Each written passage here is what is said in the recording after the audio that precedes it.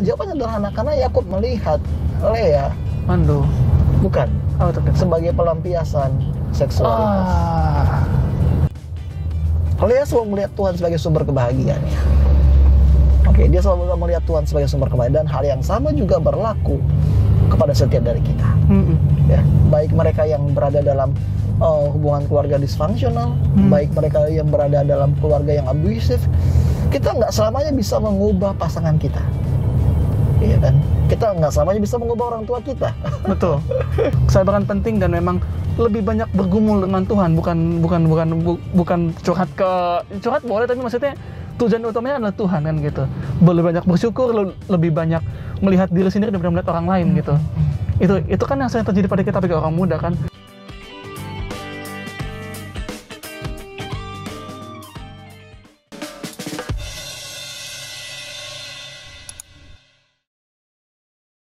Kita lagi di Facebook What's on Your Mind, dan seperti biasa kita akan membahas banyak profil-profil dari Alkitab yang akan dibahas lebih dalam dan tentu lebih seru. Dan kali ini kita tidak sendirian, kita bersama pendeta Yanes. Apa kabar pendeta? Hai Norman, puji Tuhan semuanya sehat. Baik-baik ya. Luar biasa, diberkati. Norman, gimana kabar? Baik pendeta. Suasana hati gimana? Agak murung pendeta ya. Tapi sebelum kita jauh lebih lanjut, aku mau mengingatkan bahwa jangan lupa untuk follow media-media sosial Hope Channel Indonesia, dan juga cek websitenya, serta banyak hal-hal menarik dan program menarik lainnya dari Hope Channel Indonesia. Dan pendeta, kita Selasa kemarin 8 Maret itu kita ada hari besar, yaitu Hari Perempuan Internasional.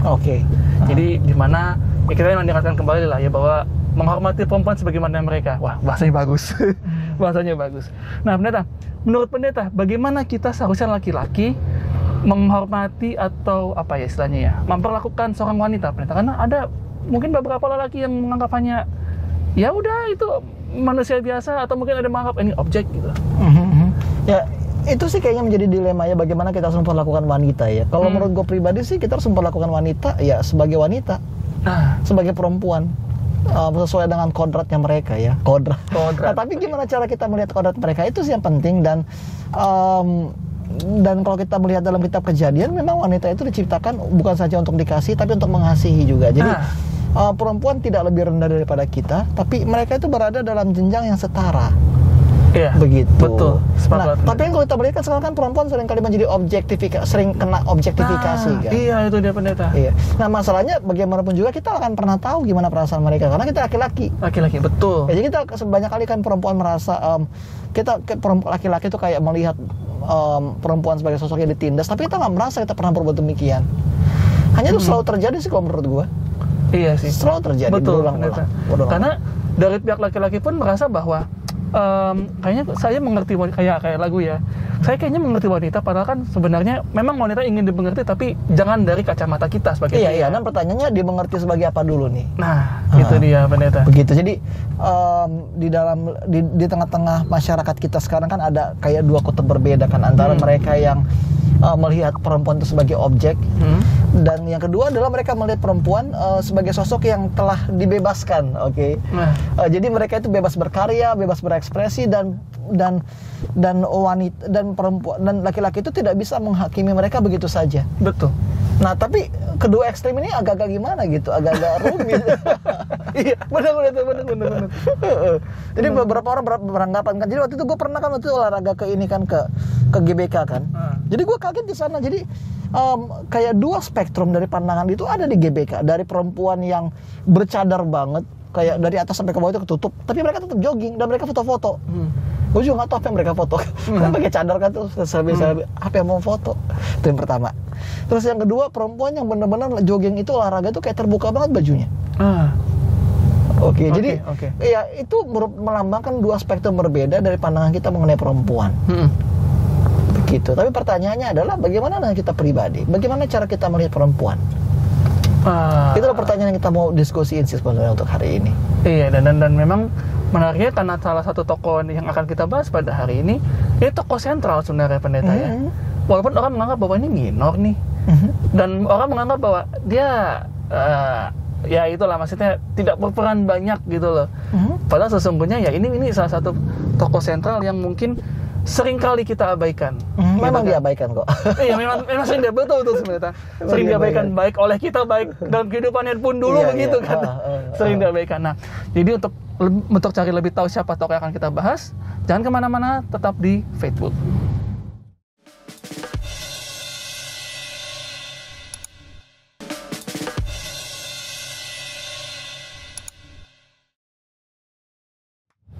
Kita lagi di Facebook, What's on Your Mind. Masih bersama saya dengan Norman Tambunan dan Pendeta Yohanes. Pendeta, sebelum itu kita mau main tebak-tebakan nih. Apa sosok yang akan kita bahas. Yang pertama adalah tentu keluarga disfungsional. Ya, mungkin kayaknya penasaran ya, kenapa kalau sama gue bicara tentang disfungsional terus? Di Alkitab itu, terutama kalau kita berbicara mengenai kejadian, hampir semua keluarga itu disfungsional. Iya sih, betul. Siapa coba keluarga yang nggak disfungsional? Contohnya kayak Adam dan Hawa. Oke. Iya. Anaknya rusak dua-duanya. Anaknya dua-duanya rusak. Kurang apa coba? Bukan dua-duanya satu sih, bro. Ya kan, tapi satu ya. Okay. Ada juga Kain. Kemudian kita juga ada Lamek. Itu rata-rata disfungsional. Belum lagi Lot. Iya, Lot lagi. Aduh, itu lagi. Jadi nggak ada keluarga kayak happily ever after itu di kejadian itu nggak ada, bro. Nggak ada. Dikit banget. Ya paling keluarga Yusuf lah. Ya. Keluarga Yusuf. Oke. Yang agak sedikit lebih baik. Lebih gitu normal. Itu pun karena jarang dibahas. Lalu kedua yang pendeta, namanya berarti lembu, cow, lembu. Iya, lembu. Ya. Atau sapi lah. Sapi, ya. Agak unik ya.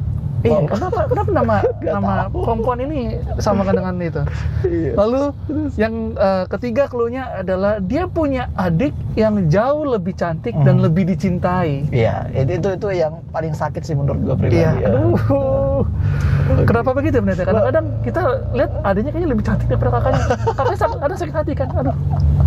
Lu pernah kan ada teman gue kan, dia dijodohin kan, terus begitu dia masuk, terus dia kenalan sama yang dijodohin itu, dia kayak gak suka, terus begitu lihat adiknya, ya udahlah gue sama adiknya aja. Waduh, bahaya. Berbahaya. Terus dan akhirnya dia tuh nikah sama adiknya. Waduh. Serius. Oke. Clue selanjutnya pendeta. Dia nenek moyang dari Yesus. Iya, dia nenek moyang sama Yesus. Oke. Iya, walaupun adiknya lebih dicintai, tapi keturunannya itu luar biasa. Nanti kita akan bahas ke situ ya. Oke, ada lagi? Dan dia bergumul dengan insecurities. Iya, dia bergumul dengan insecurity. Ya, insecurity, dia orangnya insecure banget sih memang, bro. Iya, insecure sekali betul, dia, bro. Betul. Dan yang terakhir, dia dikuburkan di sisi suaminya. Ya, itu yang paling manis. Dia dikuburkan di sisi suaminya. Walaupun mungkin sepanjang hidupnya agak sedikit banyak pahitnya gitu pendeta ya. Ya kayaknya emang mayoritas pahit sih emang. Iya sih. Kasihan. Nanti kalau kita bahas tentang siapa dia, kepribadian dan rumah tangganya, memang kebanyakan dari kehidupannya itu pahit. Iya. Nggak ada manisnya, dikit lah manisnya. Betul. Dan yang tokoh yang mau kita bahas kali ini adalah Lea. Lea. Ini Lea ibu dari kebanyakan anak yang dipunyai oleh apa ya kita bilangnya ya, dipunyai oleh Yakub gitu kan. Kata-kata ya kita harus akui pendeta, kata-kata anaknya Yakub adalah dari Lea gitu kan. Iya. Sedangkan dari Lea hanya dua. Kalau secara laki-laki ini, secara laki-laki dia kakak yang kalau aku lihat di Alkitab tidak ada yang menjelaskan bahwa dia kakak yang jelek, nggak ada. Dia kalau berarti kita bisa simpulkan dia kakak yang baik dari Rahel. Dia juga punya anak, salah satu anaknya jadi suku yang dipercaya. Ya, yang kita udah bahas kemarin kan. Iya, yang kemarin, yang suku yang dipercaya lah.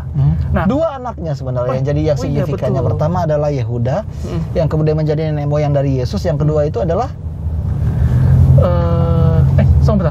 Yang pertama iya betul. Yang pertama Ruben, kemudian Simeon, kemudian Lewi dan juga Yehuda. Dan kedua orang ini baik Simeon, baik Lewi maupun Yehuda, mereka akan memainkan peran nantinya penting. Karena Lewi itu kan adalah menjadi bapak dari semua imam kan dia kan. Semua imam itu bakal turun dari garis keturunan Lewi. Jadi kisah Lea itu merupakan kisah yang sangat penting sih menurut gue bagi orang-orang muda dan juga bagi pembaca Alkitab.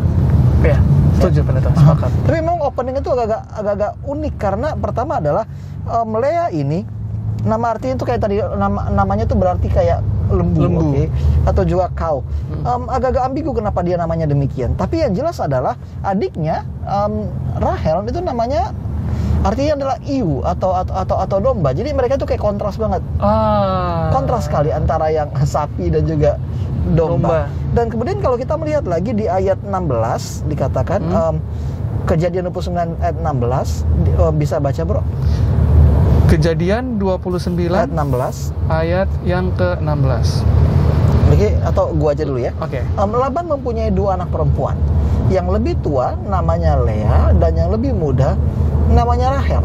Lea tidak berseri matanya, tetapi Rahel itu elok sikapnya dan cantik parasnya. Itu luar biasa gak sih? Iya, dibanding-bandingkan. Deskripsinya itu perbandingan kontras banget gak sih? Karena dikatakan di sini Lea tidak berseri matanya, tetapi Rahel itu elok sikapnya dan cantik parasnya. Apa yang dimaksud di sini? Kenapa harus dimention bahwa Lea itu elok, tidak berseri matanya? Kemudian dibandingkan lagi bahwa Rahel itu semuanya sempurna, karena elok sikapnya itu menggambarkan internal beauty dan cantik parasnya itu external beauty. Jadi dalam kata lain, sepertinya penulis narator Alkitab itu Musa ingin menunjukkan bahwa Lea itu bukan siapa-siapa dibandingkan dengan Rahel, adiknya. Oke. Dan nggak tahu ya, kita nggak tahu. Pernah, menurut lu punya adik nggak sih? Punya, tapi laki-laki sih. Laki-laki. Lebih ganteng mana, lu atau adik lo? Orang sih bilang yang nomor 2 emang. Nomor 2 siapa? Adik lo kan? Adik. Oke, terus gimana perasaan lo waktu didengar adik lo lebih ganteng? Mulai menerima pendeta ya. Acceptance aja, udahlah ya. Iya. Dan kalau laki-laki itu biasanya kita lebih agak cuek, tapi kalau perempuan tuh beda, bro. Lebih sensitif. Lebih sensitif. Terutama kita tahu kan bahwa perempuan itu kayak gue bilang tadi, dia lebih sering diobjektifikasikan. Terutama dari segi penampilan. Betul. Jadi ketika dikatakan bahwa Lea itu tidak berseri matanya, beberapa orang penulis, kalau kita lihat beberapa terjemahan Alkitab itu, dia menggunakan kata, coba kalau gue buka NIV ya, kalau NIV itu kata yang digunakan adalah weak eyes atau mata yang lemah. Oke. Kenapa kata ini disebutkan? Ini beberapa ahli Alkitab berkata bahwa Lea itu matanya juling. Cross eyes katanya ya. Katanya. Tapi itu hanyalah salah satu makna, karena kalau kita teliti lebih dalam lagi, bukan itu artinya. Oke. Yang mau ditekankan oleh penulis bukanlah matanya Lea yang juling, tapi dalam kata lain yang mau dikatakan oleh Musa adalah Lea itu matanya berseri. Oke. Tapi dia tidak semenarik adiknya. Karena kalau lihat di versi KJV juga pendeta, apa dia? Kalau di KJV itu lebih ditulis Lea was tender-eyed but Rahel was beautiful. Oke, tender-eyed. Oke, jadi ini satu hal yang positif sebenarnya. Lea dia matanya cantik. Oke. Tapi dia tidak semenarik si Rahel. Kayak nggak tau gue gimana ya, teman gue dulu waktu gue masih single, teman gue pernah bilang masuk sama gue, dia cowok juga sih, John, sebenarnya lu itu nggak ganteng sih. Jujur bener ya. Dia bilang, cuma lo baik, dan gue percaya nanti karena lo baik, orang cewek-cewek pasti suka sama lo. Itu dia bilang. Dan terbukti pendeta ya. Itu kayak komen yang lu semua gak sih? Lu itu gak ganteng, cuma lo baik. Iya betul. Dan lu itu ramah, jadi dan karena itu nanti gue percaya pasti nanti banyak cewek yang suka sama lo. Itu dia bilang.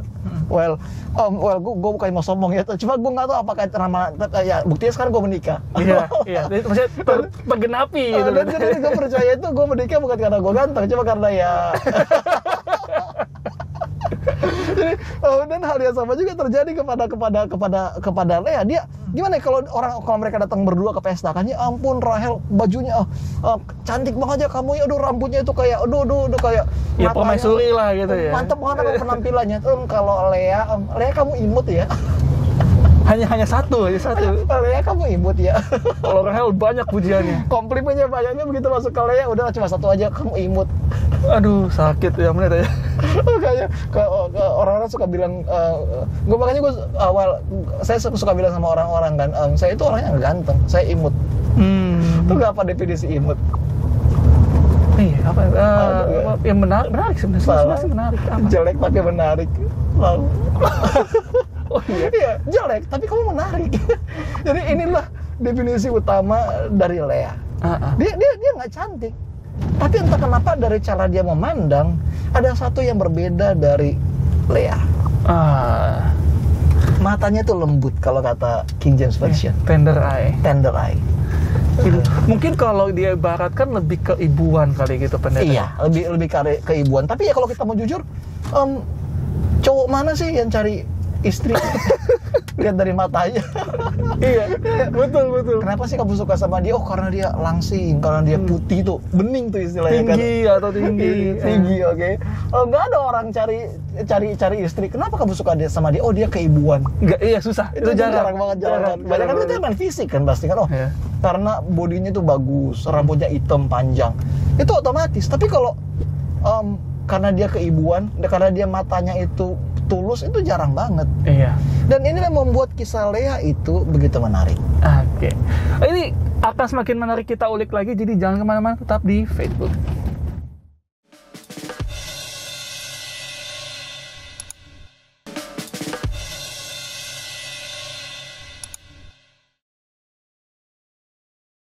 Kita login lagi di Facebook, What's on Your Mind. Pendeta, tadi kan kita sudah banyak menilik kenapa dia dibeda-bedakan dengan Rahel gitu. Walaupun sebenarnya kita kalau baca juga sakit hati kayaknya pendeta ya. Dia dibeda-bedakan. Dan sekarang kita masuk ke ini pendeta, ke bagaimana dia dipertemukan dengan Yakub pendeta. Ketika dia dipertemukan dengan Yakub, sebenarnya Lea itu bukan tujuan awalnya Yakub pendeta kan? Tujuan awalnya adalah Rahel. Betul kan pendeta? Nah, tapi apa yang membuat Lea ini sepertinya tetap menerima dan kayaknya maksa buat gua harus sama Yakub gitu. Nah, masalahnya kita nggak menemukan kejadian itu di Alkitab. Coba kalau kita baca di dalam Kejadian 29, ayat 22 sampai 25. Kejadian 29 ayat 22. Lalu Laban mengundang semua orang di tempat itu dan mengadakan perjamuan. Ayat 23, tetapi pada waktu malam diambilnya Lea anaknya, lalu dibawanya kepada Yakub, maka Yakub pun menghampiri dia. Ayat 24, lagi pula Laban memberikan Zilpah, budaknya perempuan, kepada Lea anaknya itu menjadi budaknya. Ayat 25, tapi pada waktu pagi tampaklah bahwa itu Lea. Lalu berkatalah Yakub kepada Laban, apakah yang kau perbuat terhadap aku ini? Bukankah untuk mendapat hal aku bekerja padamu? Mengapa engkau menipu aku? Nah, kalau kita perhatikan, kita sering beranggapan bahwa Lea memainkan peran yang penting di dalam menipu Yakub. Tapi narasi yang kita temukan di dalam Kejadian 29 ayat 22 sampai 25 justru nggak mengusulkan bahwa Lea itu mempunyai peranan penting. Enggak loh. Enggak. Itu bapaknya berperan penting. Bayangin aja, emang menurut kamu Lea mau nikah sama cowok yang terang-terangan sudah cinta banget sama adiknya? Iya. Apa dia mau? Betul. Coba kalau lo pribadi, kamu kira-kira mau nggak pacaran sama mantan adik lo? Ya enggak sih, buat apa juga? Kan nggak akan mau. Dan hal yang sama juga terjadi kepada Lea. Lea nggak ada pilihan di sini. Karena kita harus ingat bahwa mereka itu memang hidup di lingkungan yang bersifat patriarki, dan jodoh itu tidak ditentukan oleh setiap pribadi tapi oleh orang tua. Iya. Dan jadi kita saksikan di sini bahwa Laban, ini semua rencana Laban, dan Laban lagi memainkan Lea seperti pion catur. Oke. Seperti pion catur memang dipakai untuk menipu Yakub. Kenapa dia berbuat demikian? Untuk dapat tenaga kerja gratisan.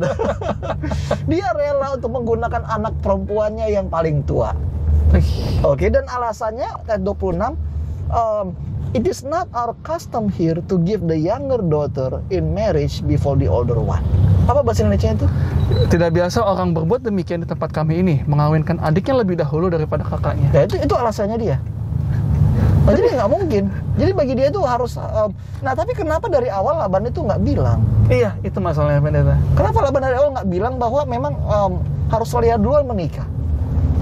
Oke, dan uniknya ada menurut gue pribadi ya, mungkin karena dia tahu kalau Lea itu nggak semenarik Rahel. Oke.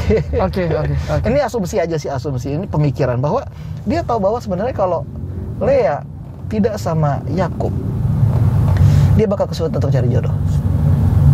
Iya. Itu kenapa? Ya, karena semua perhatian itu tidak tertuju kepada Lea. Semua tertuju pada Rahel adik. Semua perhatian itu tertuju kepada Rahel.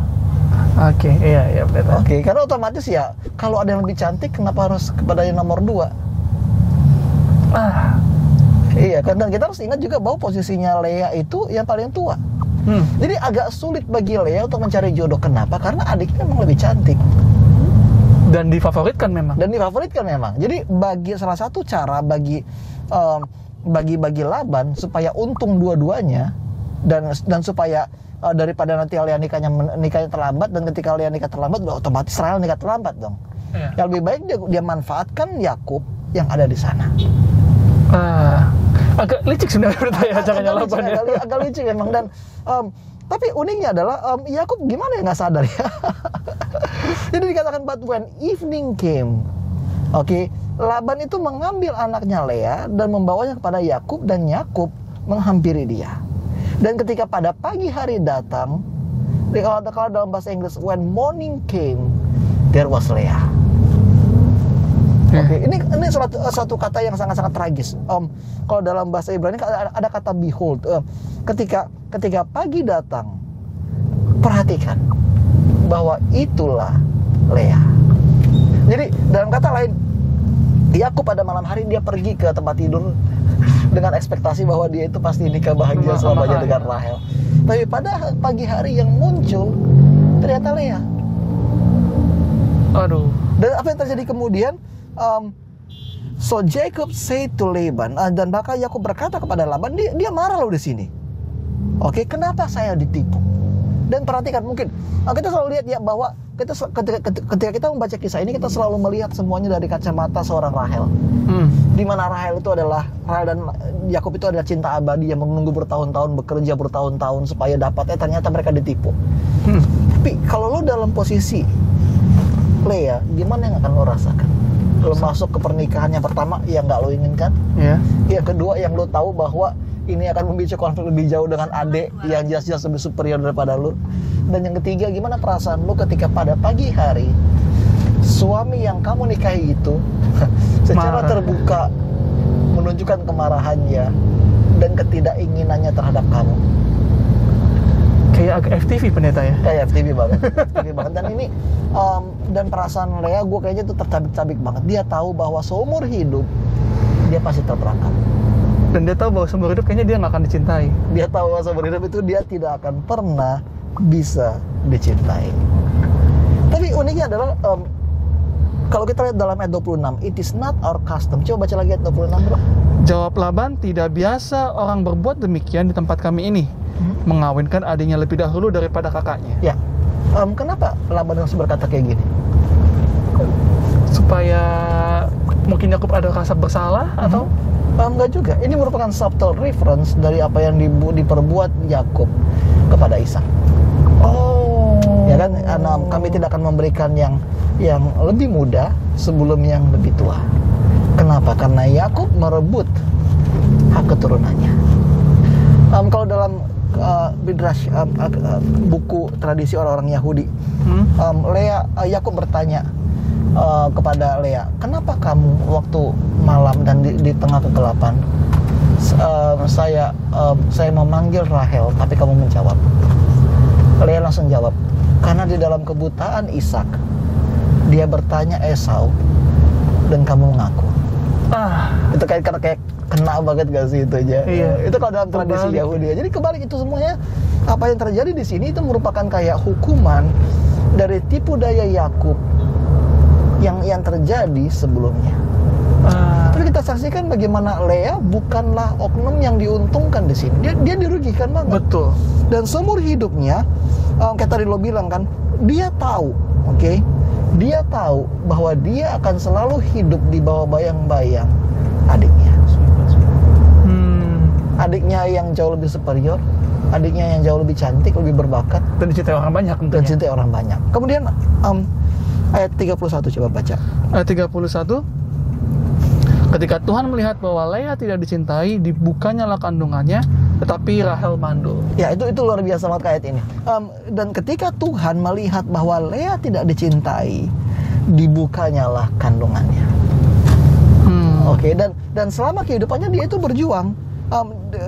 Kita waktu itu udah bahas waktu Yehuda ya, bahwa anak pertama Tuhan melihat karena Raad dan Eben.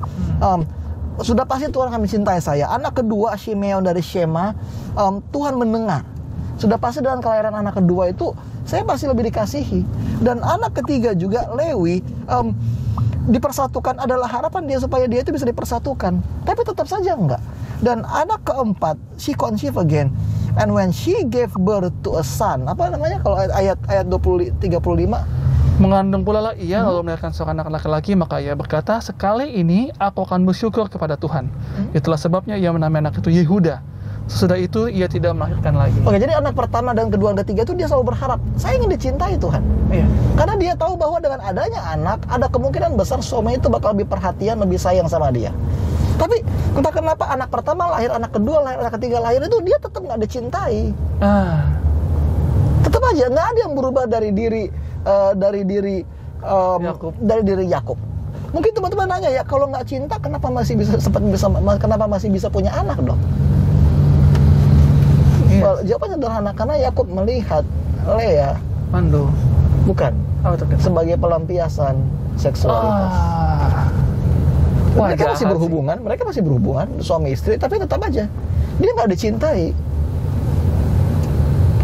Jadi memang dia itu hidup di keluarga disfungsional, keluarga di mana kedua istri ini saling berebut kasih sayang dari suaminya, dan di mana mereka pengen, kenapa? Karena kasih sayang itulah yang mereka inginkan sebagai proses aktualisasi dari kehidupan mereka. Itu kan yang tertinggi kan. Kenapa kita nikah sama orang? Kenapa kita membangun rumah tangga? Karena kita memang dikasihi. Oke. Jadi tapi bagaimana nanti kalau misalnya kasih itu hilang? Dan ini yang diperbuat oleh Lea. Bahkan ketika dia anak pertama lahir, anak kedua, anak ketiga lahir, dia menyadari kalau dia tidak akan pernah bisa dikasihi. Anak keempat berkata, this time I will praise the Lord. Kali ini aku akan belajar untuk memuji Tuhan. Akhirnya dia menyadari itu. Dia menyadari. Kali ini saya menyadari bahwa biarpun suami saya tidak akan pernah mengasihi saya lebih daripada Rahel, tapi saya tahu bahwa Tuhan Yesus belum ada waktu itu, bahwa Tuhan tetap mengasihi saya apa adanya. Dan kata Juda di sini itu merupakan kata yang berasal dari kata Yahweh. Oke. Ini merupakan kata Yahweh itu nama covenantal, nama perjanjian Tuhan. Tidak semua orang tahu nama Yahweh. Oke. Mereka mungkin sering pakai nama Elohim, tapi kalau Yahweh menandakan bahwa pada waktu itu Lea sudah kenal siapa Tuhan. Dia mengerti identitas Tuhan dan dia menerima Tuhan untuk aktif di dalam kehidupannya. Itulah makanya anak kedua, anak keempat itu dinamakannya Yehuda. Supaya apa? Supaya dia belajar untuk memuji Tuhan. Ini menarik sih, Pendeta. Ya. Ini menarik. Oke, Pendeta. Tapi aku ada satu pertanyaan, Pendeta. Kalau memang Yakub, maksudnya Yakub mencintai Rahel dan dia tidak cinta pada Lea, lalu apa maksud Tuhan membuat Rahel mandul? Apakah memang Tuhan mau Yakub mencintai Lea juga? Iya, sepertinya iya. Oke. Ya, karena Tuhan ingin supaya Lea juga dicintai. Jadi memang itulah ajaibnya Tuhan kita. Ketika Lea tidak dicintai oleh siapa-siapapun, Tuhan mencintai dia. Dia tidak merasa ditinggalkan sendiri gitu. Iya. Ketika Lea tidak diperhatikan oleh siapa-siapapun, Tuhan memperhatikan dia. Dan Tuhan buka jalan supaya kehidupannya diberkati. Iya, oke, benar. Ini aku jadi ingat sama ancestornya mereka ini, si siapa? Abraham. Ketika Sarah dia rasa dia butuh anak duluan, lalu ada Hagar dan Ismail, lalu mereka terusir, Tuhan tetap menyertai mereka berdua, bukan? Tetap menyertai. Oke. Dan hal yang sama dilakukan pada Lea. Dan hal yang sama juga dilakukan pada Lea.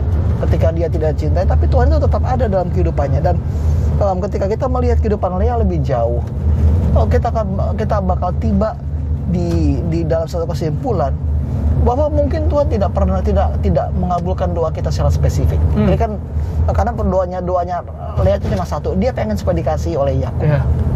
Tapi kemudian Tuhan sediakan kesempatan kepada dia supaya dia belajar untuk memuji Tuhan. Jadi jangan mengeluh kepada Tuhan kalau doa kita itu tidak dikabulkan. Justru ketika doa kita tidak dikabulkan, itu kita harus bertanya, Tuhan, puji-pujian seperti apa yang harus aku naikkan kepadamu? Itu yang terpenting. Learn to praise. Itulah arti nama Yehuda. Ketika semuanya tidak berjalan sesuai dengan kehendak saya, ketika saya tidak mendapatkan apa yang saya inginkan, saya masih bisa nggak memuji Tuhan? Masih bisa nggak saya? Atau saya lebih memilih untuk bersungut-sungut wah. dan untuk mengeluh kepada Tuhan? Belajar untuk memuji Tuhan. Begitu. Iya. Ini semakin menarik pendeta, tapi kita harus tahan dulu. Jangan kemana-mana, tetap di Facebook.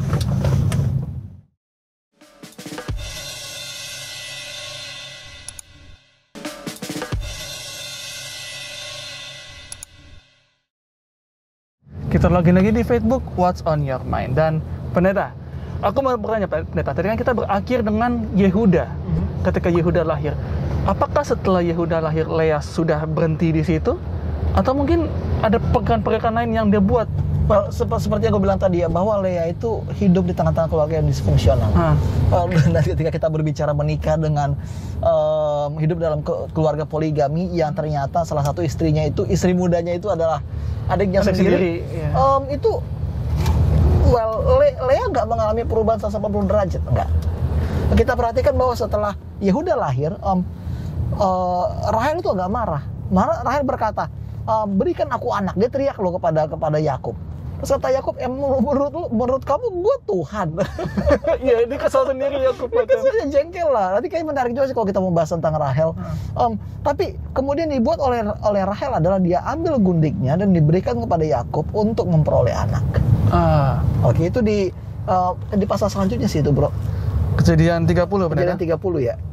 Oke, Kejadian 30 ayat 1 sudah mulai itu. Ketika dilihat Rahel bahwa ia tidak melahirkan anak bagi Yakub, cemburulah ia kepada kakaknya itu. Lalu berkata kepada Yakub, berikanlah kepadaku anak, kalau tidak aku akan mati. Ya, kemudian ayat 3 dikasihlah Bilha, oke. Kemudian dari Bilha muncullah seorang anak, oke, namanya Dan. Artinya adalah God has vindicated me. Tuhan telah, ayat 6, membenarkan aku, bukan?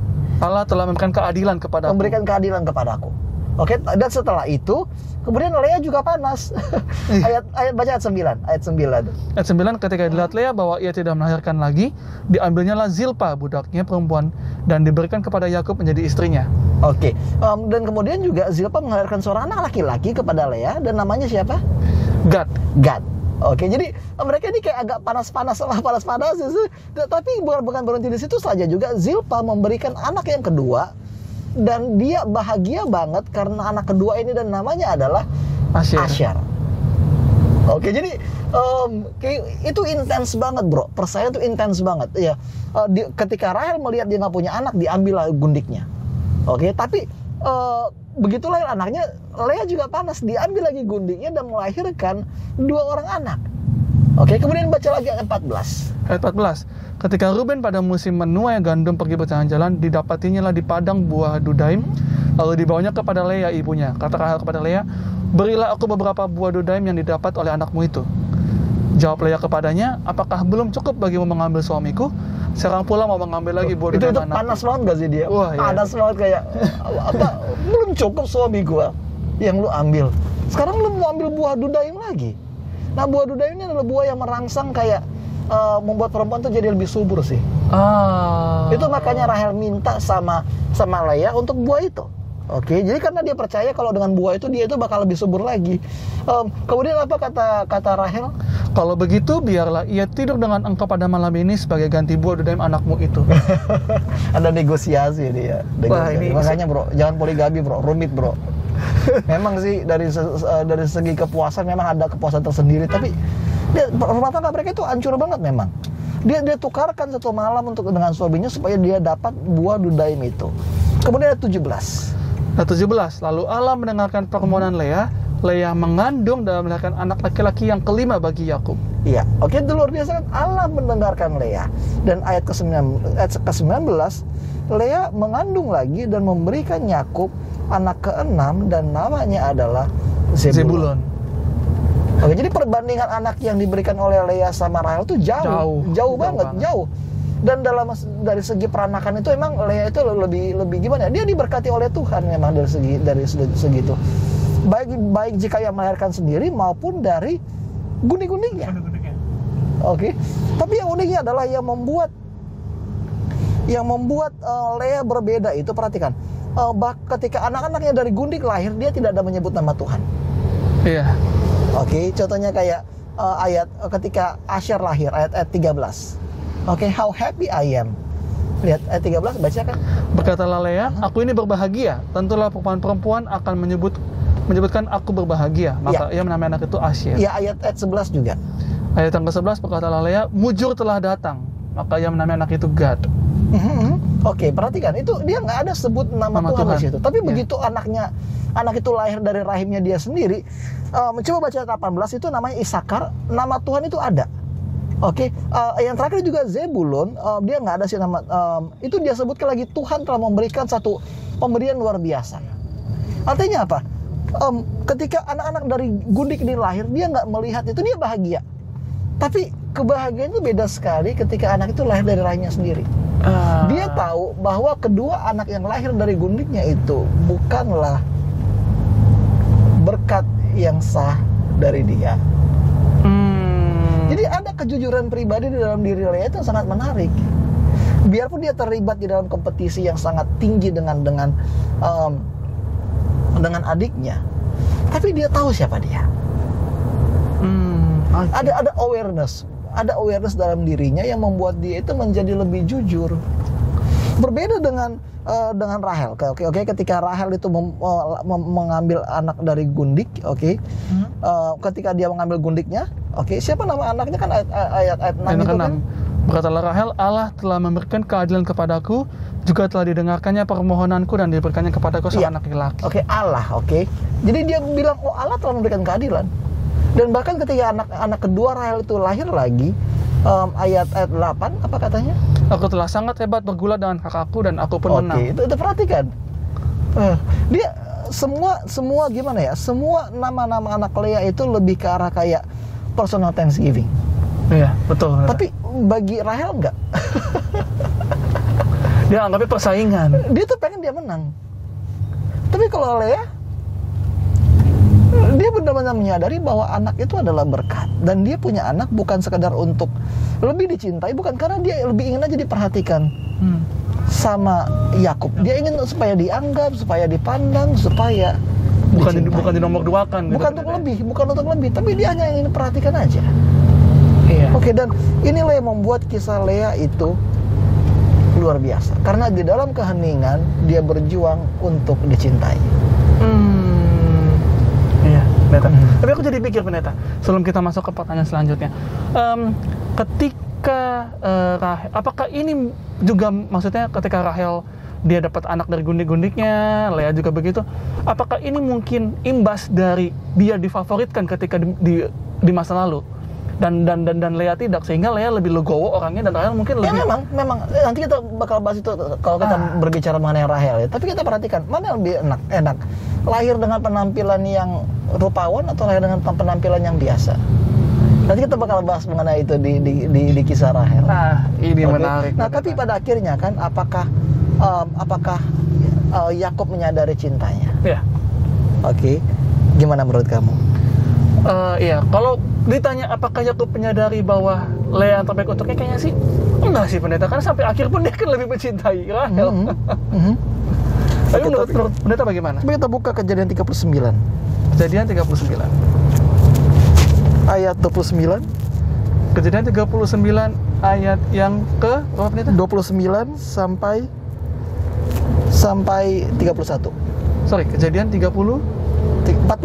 Oh, sorry. Kejadian 49 ayat 29 sampai 31. Kejadian 49 ayat yang ke-29. Kemudian berpesanlah Yakub kepada mereka, apabila aku nanti dikumpulkan kepada kaum leluhurku, kuburkanlah aku di sisi nenek moyangku dalam gua yang di ladang Efron orang Het itu. Ayat 31 langsung kita. Iya, terus sampai 32. Sampai 31. Ayat 30, dalam gua yang di ladang Makapela di sebelah timur Mamre di tanah Kanaan, ladang yang telah dibeli Abraham dari Efron orang Het itu untuk menjadi kuburan milik. Disitulah dikuburkan Abraham beserta Sarah istrinya. Disitulah dikuburkan Ishak beserta Ribka istrinya. Dan disitulah juga dikuburkan Lea. Ladang dengan gua yang ada di sana telah dibeli dari orang Het. Perhatiin nggak polanya itu? Disitulah dikuburkan Abraham dan Sarah. Disitulah dikuburkan Ishak dan dan Ribka, dan disitulah aku kuburkan Lea. Tadi apa kata arti nama Lewi? Lupa ya, dipersatukan. Dipersatukan ya. Dan akhirnya ketika Lea meninggal dan ketika Yakub juga meninggal, mereka dipersatukan. Sepanjang hidupnya Lea nggak pernah mendapatkan cinta yang dia inginkan. Iya, betul. Tersiksa terus dia. Selalu tersiksa, selalu tertindas, selalu direndahkan. Tetapi pada akhirnya Yakub menyadari bahwa Lea lah yang terbaik bagi dirinya. Itulah makanya dengan sengaja dia dikuburkan di gua Makpela itu. Sama seperti para bapaknya dikuburkan dengan istrinya, maka ia juga harus dikuburkan dengan istri yang ia kasihi, yaitu adalah Lea. Jadi apa yang kita bisa pelajarinya, dan bagaimana Yesus itu hadir di dalam kehidupan kita, di dalam cerita ini? Ada nggak Yesus? Mungkin Lea dipilih daripada Rahel bukan karena ia adalah sosok yang sempurna, bukan. Justru karena ia tidak menarik, ia adalah sosok yang terasing, ia bukanlah siapa-siapa, dan dia juga tertindas. Itulah makanya Lea dipilih. Kenapa? Karena dengan cara yang sama seperti itulah Yesus akan turun di bumi sebagai sosok yang bukan rupawan, sebagai sosok yang tertindas, yang lemah, yang bukan siapa-siapa. Jadi dia memilih Lea karena ia tahu di dalam keheningan ia juga harus berjuang. Begitu. Jadi itulah yang membuat Lea menjadi sosok yang menarik. Iya. Betul, pendeta. Nah, perempuan dengan hati baja. Iya. Jadi untuk teman-teman di rumah ya, mungkin banyak dari kita yang ingin supaya kehidupan pernikahan kita itu luar biasa indahnya. Tapi ingat, pada malam hari kita itu tidur dengan Rahel, tapi kita bangun dengan siapa? Dengan Lea. Ya, jadi satu orang, Tim Keller pernah berkata bahwa we are always married with a stranger. Kita selalu, pada akhirnya kita pasti akan selalu menikah dengan orang asing, orang yang belum pernah kita bayangkan sebelumnya. Dan nggak peduli seberapa banyak kita kenal sama orang itu, ya kalau dalam kehidupan pernikahan dia pasti berbeda. Dia pasti berbeda.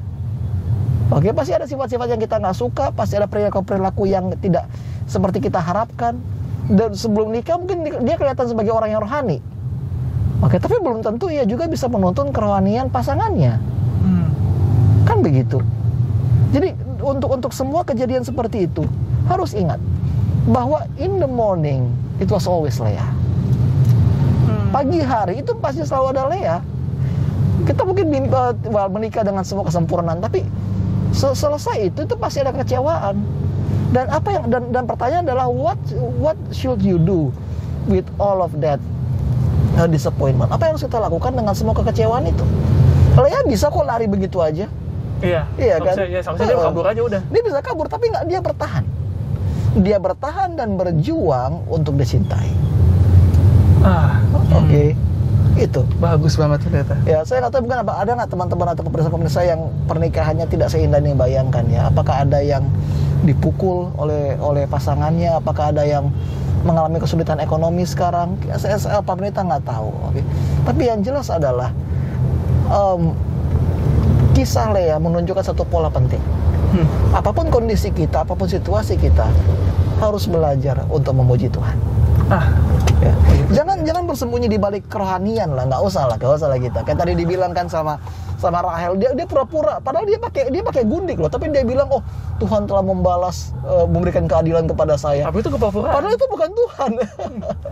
Iya, keinginan dia sendiri sebenarnya. Itu keinginan dia sendiri, itu cara dia sendiri, tapi dia klaim bahwa itu adalah tindakan Tuhan. Lea enggak, dia jujur kok. Dan dia menghormati Tuhan. Saya tahu saya bukan siapa-siapa, oleh karena itu Tuhan, I need you to love me. Oke, jadi kita harus sadari, Lea selalu melihat Tuhan sebagai sumber kebahagiaannya. Oke, dia selalu melihat Tuhan sebagai sumber kebahagiaan, dan hal yang sama juga berlaku kepada setiap dari kita. Ya, baik mereka yang berada dalam hubungan keluarga disfungsional, baik mereka yang berada dalam keluarga yang abusif, kita nggak selamanya bisa mengubah pasangan kita. Iya kan? Kita nggak selamanya bisa mengubah orang tua kita. Betul. Ya biarpun orang tua kita pendeta, tapi kita harus admit bahwa ada beberapa kekurangan mereka yang membuat kita risih kan. Iya. Tapi kita harus terima ya bahwa itulah diri mereka. Yang perlu kita lakukan adalah pertama yang belajar memuji seperti Pak Pendeta katakan. Yang kedua adalah menunggu. Menunggu akan apa? Menunggu akan Tuhan. Lea kira-kira tahu nggak bahwa pada akhirnya Abraham lagi, Yakub itu bakal dikubur di sisinya? Enggak sih, ini meninggal duluan soalnya. Dia nggak tahu. Oke. Dia sama sekali nggak tahu. Lea tahu nggak bahwa Mesias itu akan datang dari keturunannya? Nggak tahu deh. Lea tahu nggak bahwa nantinya Yehuda akan memainkan peranan penting yang membawa kepulangan yang mendamaikan keluarganya dengan Yusuf. Nggak tahu. Dia nggak tahu itu. Hidupnya berakhir gitu aja. So, be patient. Tadi yang pertama belajar untuk memuji, yang kedua belajar untuk menunggu. Yang ketiga adalah tetap tekun di dalam semua hal yang kita lakukan. Sama seperti Lea, dia nggak pernah menyerah untuk mencintai. Betul. Dan kita juga nggak boleh menyerah juga di dalam mencintai orang yang tidak mencintai kita. Begitu. Biarpun ya selama itu pasangan ya, jangan nanti mencintai yang lain-lain. Bahaya kalau yang lain, Pendeta. Bahaya kalau yang lain. Wah, ini bagus banget, Pendeta. Dan ini juga aku jadi belajar bahwa memang betapa kesabaran itu penting sih memang, yang Pendeta bilang tuh. Kesabaran penting dan memang lebih banyak bergumul dengan Tuhan, bukan curhat boleh, tapi maksudnya tujuan utamanya adalah Tuhan kan gitu. Lebih banyak bersyukur, lebih banyak melihat diri sendiri daripada melihat orang lain gitu. Itu kan yang sering terjadi pada kita sebagai orang muda kan. Si kawan udah sukses, ini udah sukses, kenapa saya belum? Daripada banding-bandingkan ya lebih baik hanya kita dengan Tuhan. Ya bersyukur aja, kadang-kadang membandingkan tuh bahaya, bro. Itu bahaya banget. Bahaya sekali. Ya kayak Lea dan Rahel. Lea dan Rahel itu berbahaya sekali. Dan nanti kalau kita diteliti lebih dalam lagi, apa yang terjadi sama Rahel itu lebih tragis lagi. Lebih tragis lagi. Jadi intinya ya belajar bersyukur aja. Kayak tadi lo bilang kan, kita mungkin nggak jadi orang sukses, tapi kita nggak tahu nanti gimana anak-anak kita. Iya kan. Banyak sih yang gue lihat gitu, yang orang tuanya itu bukan apa-apa, tapi mereka tekun dalam kehidupannya.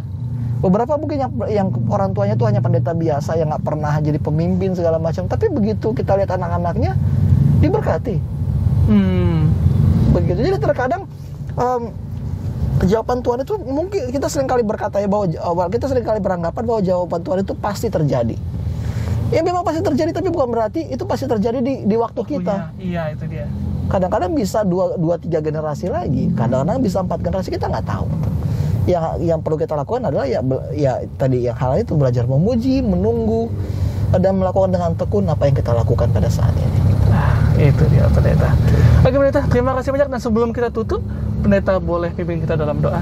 Oke. Bapa di surga, terima kasih atas kehidupan Lea. Bantulah kami untuk memiliki komitmen yang sama seperti dia. Terus menerus memuji Engkau, belajar untuk menunggu, dan bertekun di dalam semua hal yang kami lakukan, Tuhan. Hidup mungkin tidak seindah apa yang kami bayangkan, tetapi dengan tuntunan dan kasih-Mu ya Bapa, kami percaya bahwa Engkau akan membuat semuanya indah pada waktunya. Dalam nama Yesus kami berdoa, amin. Amin. Pendeta Yohanes, terima kasih banyak. Terima kasih Norman sudah mau join di Facebook kali ini. Dan kepada teman-teman di rumah, jangan lupa untuk tetap menyaksikan program-program dari Hope Channel Indonesia. Cek juga media-media sosial dari Hope Channel Indonesia dan websitenya. Dan jangan lupa, Hope Channel Indonesia juga mengadakan ulang tahun yang ke-11. Jadi buat teman-teman yang mungkin punya bakat dan dalam mengedit video dan lagu-lagu, ada lombanya, boleh dilihat di media sosial dan website Hope Channel Indonesia. Dan jangan lupa untuk voting beberapa program pilihan, dan linknya ada di media sosial Hope Channel Indonesia. Jadi sampai bertemu di Facebook berikutnya. Tuhan berkati.